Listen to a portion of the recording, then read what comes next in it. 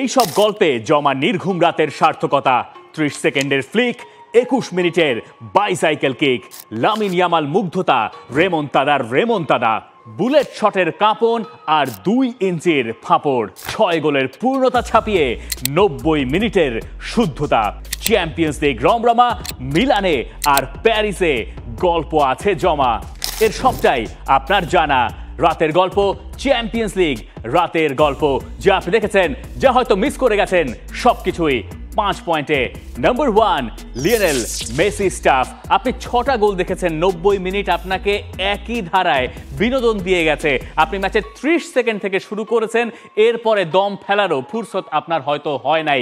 ওই শুরুতেই হান্সি ফ্লিকের দলকে যেভাবে একটা ফ্লিকে মার্কাস তুরাম উড়িয়ে দিলেন, তারপরে গিয়ে ড্যানজেল ডামফ্রিসের ওই অদ্ভুত সুন্দর গোল তার সব কিছু ছাপিয়ে গেল যখন লামিন ইয়ামাল দেখালেন তার কামাল। ওই জায়গা থেকে যেভাবে তিনি গোলটা করলেন, ওটাই সম্ভবত ছিল পুরো ম্যাচটার টার্নিং পয়েন্ট। এবং এই ধরনের গোল আপনি বার্সেলোনা জার্সিতে এর আগে একজনকে করতে দেখেছেন, সার্টেইন লিওনেল মেসি। এবং কোনো সন্দেহ নাই যে এই 6 গোলের রোমাঞ্চকর এক ম্যাচের পরে সবাই মিলে লিওনেল মেসির সঙ্গে তুলনা দিচ্ছেন লামিন ইয়ামালকে। এবং লামিন ইয়ামাল বন্দনা চলছে সব জায়গায়, শুধুমাত্র স্পেনে নয়, ইনফ্যাক্ট সেটা ইতালিতেও। আমি যা বলবো তার চেয়ে ভালো বোধহয় বলতে পারবে স্প্যানিশ এই দৈনিকগুলো। দৈনিক আজ তারা বলছে মার্ভেলোসো, মার্ভেলাস বলতে যা বোঝায় তাই তারা বলছে মুন্দো দেপোর্তিভো মাম্মা মিয়া। ইতালিয়ান শব্দটাকে ধার করে এনে তারা ওই জায়গায় লামিন ইয়ামালের বন্দনা চালিয়েছে। আর দিয়ারিও স্পোর্ট বলছে কোন লামিনে তোদো এস পসিবল। যখন আপনার দলে লামিন ইয়ামাল থাকে তখন বোধহয় সব কিছুই সম্ভব। এরকম কথা আপনি সবশেষ কখন শুনেছেন? কোনো ফুটবলারকে নিয়ে আপনি সবশেষ কবে কাউকে বলতে দেখেছেন? সম্ভবত সেই নামটা লিওনেল মেসি। যখন বার্সেলোনায় লিওনেল মেসি ছিলেন তখন বলা হতো যে যখন আপনার দলে মেসি আছে তখন সব সম্ভব। এই কথাটা এখন বলা হচ্ছে 17 বছর বয়সী এক ফুটবলারকে নিয়ে। শুধুমাত্র স্প্যানিশ দৈনিক নয়, ইতালিয়ান দৈনিকগুলো আজকে তারা লামিন ইয়ামালকে প্রচ্ছদ করেছে। আপনি তুত্তো স্পোর্টের এই প্রচ্ছদটা দেখেন, এটা সাধারণত ঘটে না, এটা ওয়ান্স ইন আ ওয়াইল ঘটে। কখনো কখনো দেখা যায় 5 বছরে একবার ঘটেছে যে ইতালিয়ান একটা ক্লাব তারা ড্র করেছে, তাদের ফ্রন্ট পেজে দেখা যাচ্ছে স্প্যানিশ ফুটবলারের ছবি, লামিন ইয়ামাল সেখানে জায়গা করে নিয়েছেন সঙ্গত কারণেই। একই সঙ্গে আপনি লা গাজাতে দেল্লো স্পোর্টের ওই ফ্রন্ট পেজটা দেখেন, সেখানেও ইন্টার এবং বার্সেলোনার 6 গোলের রোমাঞ্চকর ম্যাচের কথা বলা হয়েছে। কিন্তু এই নিচের দুটো লাইন খুব গুরুত্বপূর্ণ, কারণ ওখানে লামিন ইয়ামালকে পরিচয় করিয়ে দেওয়া হয়েছে ম্যাজিশিয়ান হিসেবে। এই যে 17 বছর বয়সী ফুটবলার এই পুরো ম্যাচটার সব আলো কেড়ে নিলেন, সেটা এমনি নয়। আপনি যদি শুধুমাত্র ওই গোলটার কথা বাদ দেন, আপনি যদি লামিন ইয়ামালের পুরো ম্যাচের ছবিটাও বাদ দেন, তাহলে আপনি ম্যাচের শেষ 5 মিনিটের দিকে নজর দিতে পারেন। তিনি একটা আউটসাইড অফ দ্য বুটে চেষ্টা করলেন গোল করার, সেটা গিয়ে লাগলো ক্রসবারে। এরপরে তিনি ওই একই রকম অ্যাটেম্পটে করতে গেলেন একটা অ্যাসিস্ট।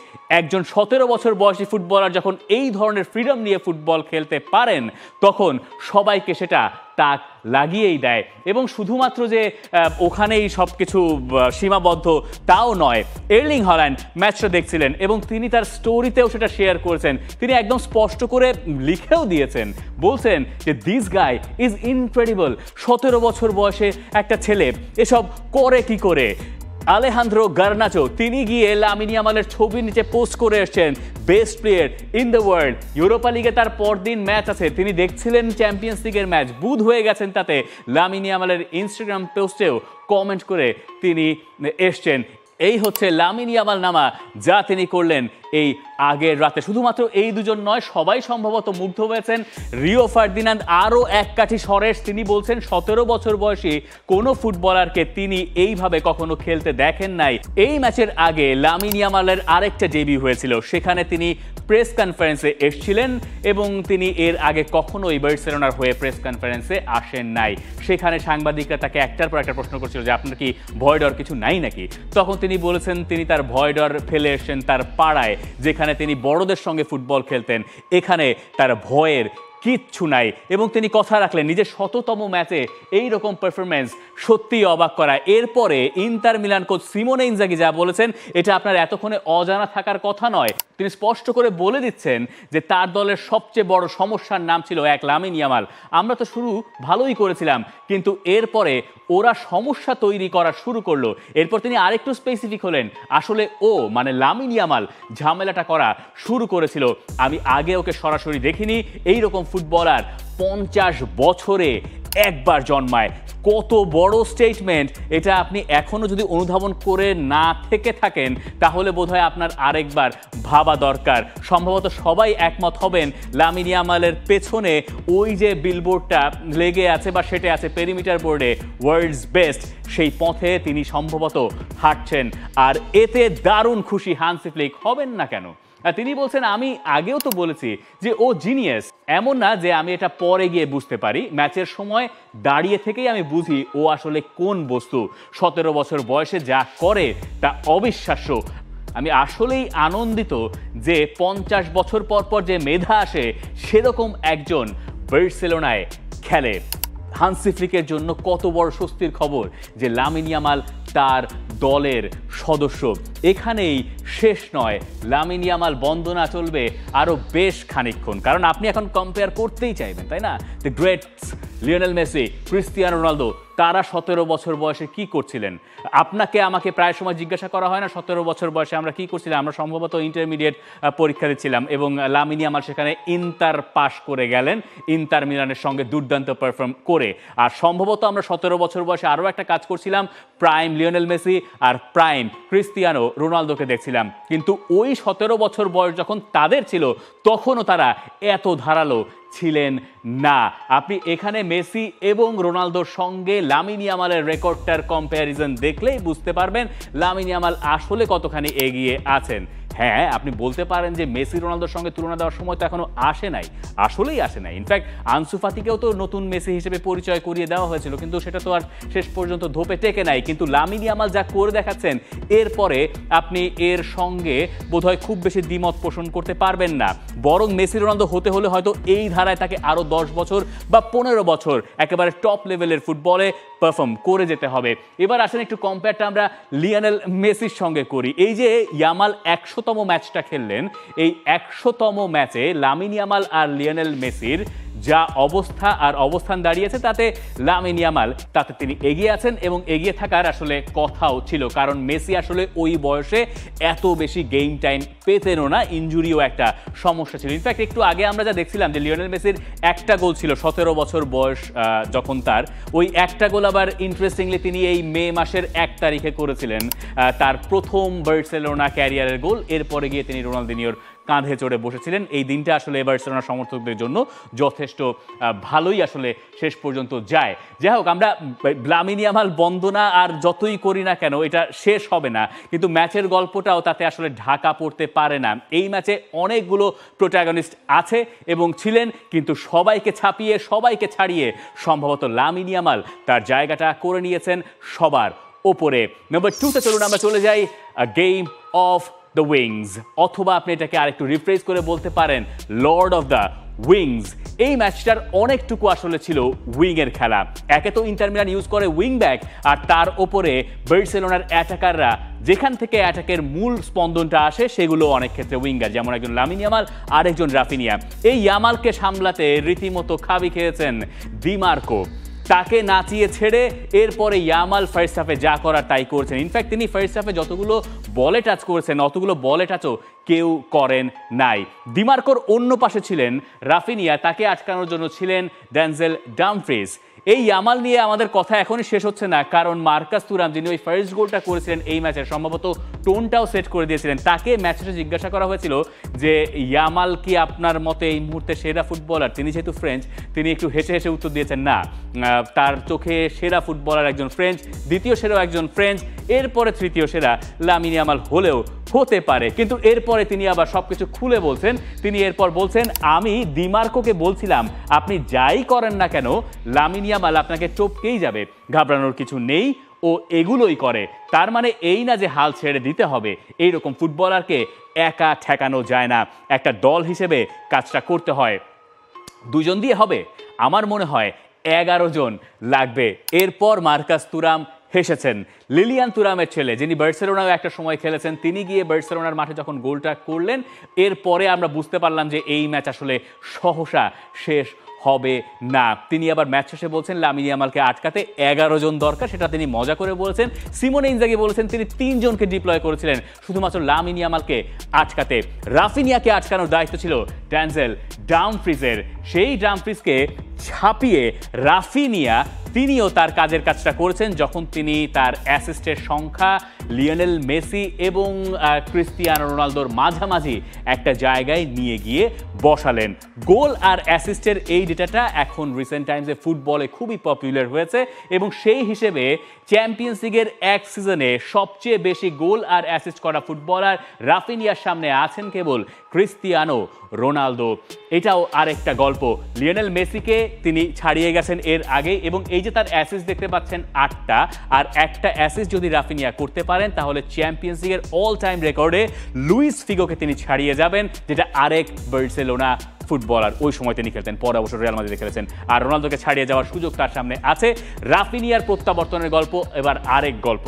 তিনি যে হেডে অ্যাসিস্টটা করলেন, তিনি হেডে কোনো কালেই ভালো ছিলেন না, কিন্তু তিনি আসলে এমন ফর্মে আছেন যে ওই হেডটাও প্রপারলি ফেরান তোরেসের জন্য তিনি ডেলিভার করলেন। সেখান থেকে বার্সেলোনা আবার সমতায় ফিরল।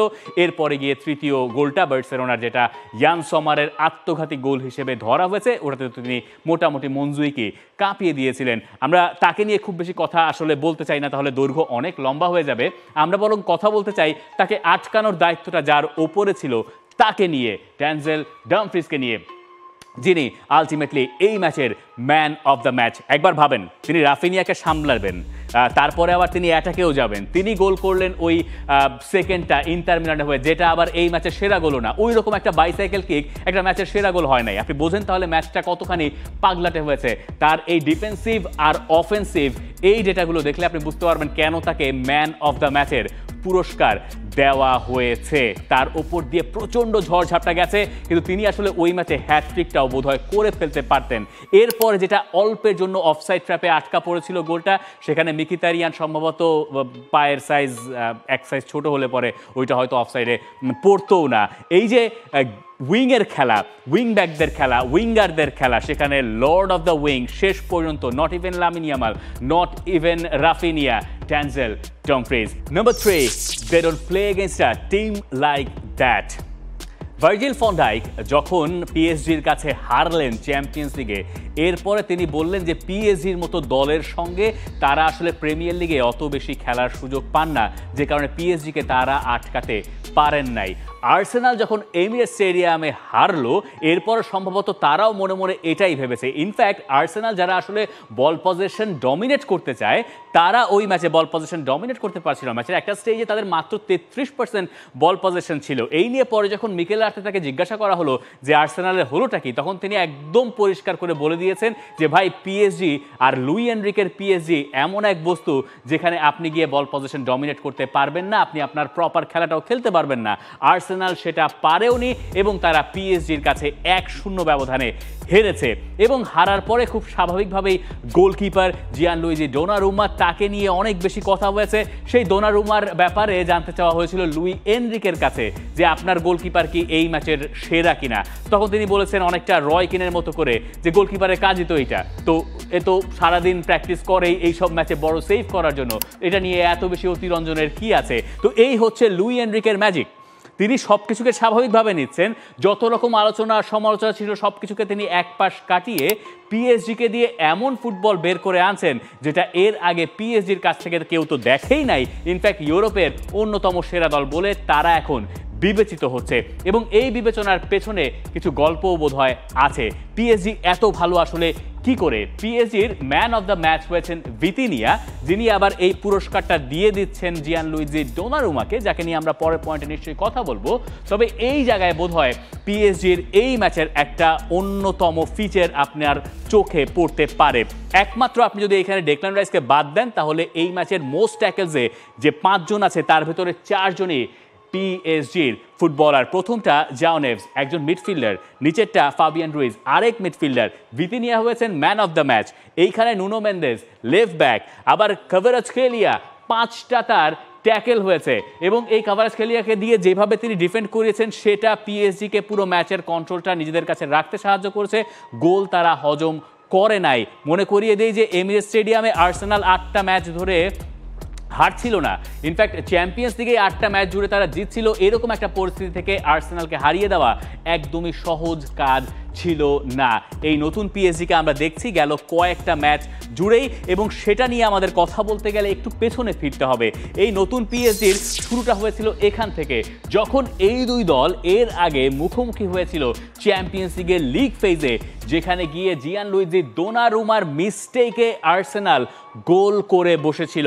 সেই দোনারুমা যখন ম্যান অফ দ্য ম্যাচ হন সেমিফাইনালের প্রথম লেগে, তাও আবার সেই আর্সেনালের বিপক্ষে, তখন সেটা একটা বৃত্ত পূরণের মতো ঘটনাই শেষ পর্যন্ত হয়। দোনারুমার এই বিগ পারফরমেন্সগুলো পিএসজিকে হেল্প করছে। আমরা হয়তো অনেক বেশি মিডফিল্ডারদের নিয়ে কথা বলছি, ফরওয়ার্ডদের নিয়ে কথা বলছি, উসমান দেমবেলে যার 25টা গোল হয়ে গেছে শুধুমাত্র এই বছরে, দুয়েকে নিয়ে কথা হচ্ছে, কাভারাজখেলিয়াকে নিয়ে কথা হচ্ছে, কিন্তু কথা কি বলা হচ্ছে দোনারুমাকে নিয়ে এই ম্যাচের পর? সম্ভবত সেটা বলা হচ্ছে, কারণ তিনি একের পর এক ইংলিশ ক্লাবগুলোকে বিদায় করে দিচ্ছেন। এর আগে লিভারপুলের বিপক্ষে টাই ব্রেকারের ওই অতিমানবীয় পারফরমেন্স, এরপরে গিয়ে অ্যাস্টন ভিলার সঙ্গে সেকেন্ড লেগে দুর্দান্ত করেছেন, যে কারণে সম্ভবত পিএসজি এই সেমিফাইনাল পর্যন্ত উঠেছে।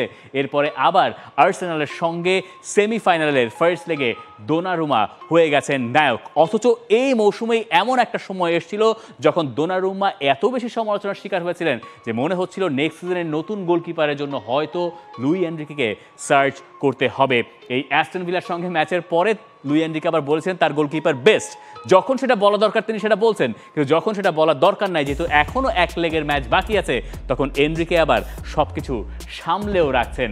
এবং এখন আমরা যদি এখান থেকে পয়েন্ট নাম্বার 5-এ এই সেমিফাইনালের সেকেন্ড লেগ নিয়ে কথা না বলি, সম্ভবত তাতে আমাদের ভুল হয়ে যাবে। এই ম্যাচ দিয়েই আমরা শুরু করি, এরপরে আমরা বার্সা আর ইন্টার মিলানের ম্যাচটা নিয়ে কথা বলতে পারি। এই ম্যাচে ফার্স্ট লেগে যে পিএসজি ডমিনেট করলো তার পেছনে অন্যতম বড় কারণ ছিল ভিতিনিয়া, কিন্তু এর পেছনে সম্ভবত আরও একটা কারণ ছিল থমাস পার্তের না থাকা। সাসপেনশনের কারণে তিনি এই ফার্স্ট লেগে খেলতে পারেন নাই, যে কারণে ডেকল্যান রাইসকে নাম্বার 6-এর রোলে খেলতে হয়েছিল, যেখান থেকে তিনি খুব একটা ইফেক্টিভও হতে পারেন নাই। স্পেশালি রিয়াল মাদ্রিদের সঙ্গে ওই দুটো ম্যাচের পরে ডেকল্যান রাইসের কাছ থেকে আর্সেনালের সম্ভবত প্রত্যাশা আর একটু বেশি ছিল। এর পরের লেগে থমাস পার্তে ফিরছেন এবং মাত্র যেহেতু এক গোলের একটা লিড, পিএসজির স্বস্তিতে থাকার কোনো সুযোগ নাই। কিন্তু তারপরও প্যারিস ফেভারিট, পিএসজি ফেভারিট, আর আর্সেনালের ওই থমাস পার্ট থেকে আনার পরে ডেকল্যান রাইসের কাছ থেকে ওই পারফরমেন্স পেতে হবে। মার্টিন ওডেগারকে তিনি হয়তো আরও বেশি সেই ক্ষেত্রে সক্রিয় করে তুলবেন। বুকায়ো সাকার কাছ থেকেও হয়তো অতিমানবীয় কিছু পেতে হবে যদি আর্সেনাল এই পিএসজিকে টপকে যেতে চায়। পরের ম্যাচটা মহা গুরুত্বপূর্ণ ম্যাচ, সেখানে ইন্টার মিলানের জন্য সবচেয়ে বড় সমস্যার কারণ সম্ভবত এই ছবিটা, যেখানে লাউতারো মার্তিনেজ ইনজুর্ড হয়ে মাঠ ছাড়লেন ফার্স্ট হাফের একেবারে শেষ দিকে, এবং এই মার্তিনেজের না থাকাটা পিএসজির জন্য একটা বিগ ব্লো। এই তুরাম আর মার্তিনেজ যখন একসঙ্গে থাকেন তখন আসলে ইন্টার মিলানের কাছ থেকে সেরা খেলাটা বের হয়। লাউতারো না থাকলে সেখানে ফ্রাস্তেসিকে খেলানোর একটা সুযোগ থাকতে পারে, সেখানে হয়তো মাহেদি তারেমি থাকতে পারেন, যেকিন কোরিয়া এই ম্যাচে খেলবেন না, কারণ তিনি ইউএফার এনলিস্টেডই না, ইন্টার মিলান তাকে লিস্টে রাখেইনি। সে কারণে আপনি শুধুমাত্র তুরামের ওপরে যে ভরসা রাখবেন সেই উপায়ও খুব একটা নাই। সেরিয়াতে টাইটেলে 3 পয়েন্টে পিছিয়ে ইন্টার মিলান, তাদের এই উইকে আবার ম্যাচ রয়েছে তোরিনোর সঙ্গে, খুবই টাফ টাইম। লাউতারোকে ছাড়া মিলানে ইন্টারের কাজ যতখানি কঠিন ছিল তার চেয়ে 2 দিয়ে গুণ করতে পারেন আপনি। আর এই তুরাম যিনি গোল করেছিলেন তিনি আবার এর আগে 2 সপ্তাহ ধরে কোনো ট্রেনিংয়ে ছিলেন না, মোটে একটা দিন প্রপার ট্রেনিং করে তিনি বার্সার সঙ্গে ওই ম্যাচটা খেলেছিলেন। ফিটনেস নিয়েও একটু শঙ্কা থাকার জায়গা আসলে আছে। আর বার্সেলোনার জন্য দুশ্চিন্তার কারণও আছে। বার্সেলোনা এই মুহূর্তে সম্ভবত ইউরোপের সবচেয়ে এন্টারটেইনিং টিম, সম্ভবত না, এই ডেটা দেখলে আপনি বলবেন যে সবচেয়ে এন্টারটেইনিং টিমই তারা, কারণ সবচেয়ে বেশি গোলও তারা করেছে, সবচেয়ে বেশি গোলও তারা হজম করেছে। এইটা খুব একটা হেলদি রেকর্ড হয়তো নয়, স্পেশালি হান্সি ফ্লিক এই ধরনের অস্থিরতা খুব বেশি হয়তো চাইবেনও না। কিন্তু এটা মনে রাখা প্রয়োজন যে রিয়াল মাদ্রিদের সঙ্গে 120 মিনিট খেলার পরে বার্সেলোনা যা করেছে সেটাই আসলে তাদের জন্য অনেক বেশি হয়তো ছিল, যদিও সান সিরোতে গিয়ে তাদের কাজটা খুব খুব কঠিন হবে। ওই ম্যাচটা একেবারে পারফেক্টলি ব্যালেন্সড, আপনি কোনোভাবেই এখন ওই ম্যাচে কোনো ফেভারিটকে ধরতে পারবেন না। এরপরে পিএসজির হিসাব, এরপরে আর্সেনাল, এরপরে হচ্ছে ইন্টার মিলান। যে ইন্টার মিলান এর আগে টুর্নামেন্টে 5টা গোল হজম করেছিল, সেই ইন্টার মিলান এক ম্যাচেই বার্সার কাছে গোল খেয়েছে 3টা। এইটা আবার ইন্টারের জন্য খুব একটা ভালো খবর না। ইন্টারের ডিফেন্সটাকে ভেঙে বার্সা যে 3টা গোল করেছে, এইটা আবার বার্সার জন্য খুব ভালো খবর। এই যে প্যাচ, এই প্যাচের ভেতরে শেষ পর্যন্ত ওই দুটো ম্যাচের প্রেডিকশন করা খুবই কঠিন। বালদে হয়তো বার্সেলোনা জার্সিতে ওই ম্যাচে ফিরবেন ইনজুরির পরে, লেভানডস্কিকে পাওয়ার সম্ভাবনা একেবারে নাই বললেই চলে আজকের দিন পর্যন্ত। চ্যাম্পিয়ন্স লিগের দুটো নির্ঘুম রাত শেষে আপনার কাছে জানতে চাই আপনার প্রেডিকশন কি, আপনার সেরা মুহূর্ত কোনটা, আর স্পেশালি আরও বেশি জানতে চাই এই 6 গোলের থ্রিলার আপনার কাছে কেমন লেগেছে এক শব্দে। For more updates, subscribe to our YouTube channel and click on the bell icon. Follow us on Facebook and Instagram. Download T-Sports app to enjoy exciting games and highlights. Visit tsports.com.